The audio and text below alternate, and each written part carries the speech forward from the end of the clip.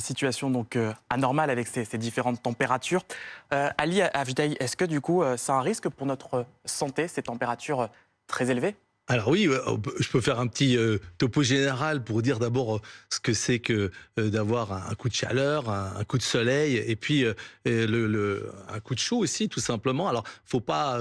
Bon, je suis toujours très optimiste, vous savez. Moi, je dis de ne pas affoler les gens, mais disons qu'il faut juste être un tout petit peu rationnel, c'est-à-dire, vous voyez, le fait d'abord de s'occuper des gens les plus vulnérables, aussi des animaux, parce que là, vous avez parlé de la voiture, ça vient de me rappeler qu'il faut surtout pas fermer complètement les vitres, parce que les animaux et les bébés, évidemment.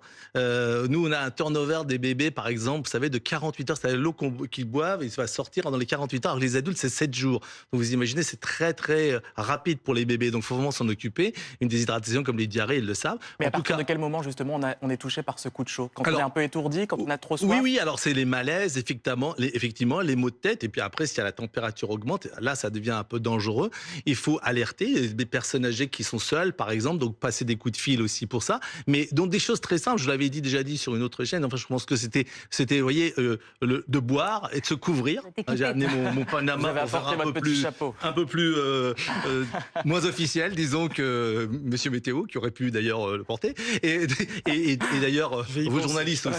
Voilà, vous allez y penser, ça fera un buzz. Et puis rafraîchir et aussi aérer, parce que vous savez, l'aération, là aussi on n'en a pas parlé, c'est de l'hygrométrie. L'hygrométrie, il ne faut pas que ça reste sur votre corps. Donc on peut se faire se rafraîchir avec des sprays, tout simplement, même si c'est pas des sprays achetés, on peut se faire des sprays comme pour les plantes, et puis s'aérer. Et donc ça, c'est très important. Et puis encore une fois, moi j'ai créé même quelque chose avec des médecins urgentistes. S'il y a une seconde, je peux vous en parler, ça s'appelle Grand Cœur. Grand Cœur, c'est quoi? C'est de la surveillance à distance. C'est-à-dire que les personnes peuvent envoyer par simple SMS leur douleur, c'est-à-dire leur céphalée, maux de tête, ou leur température.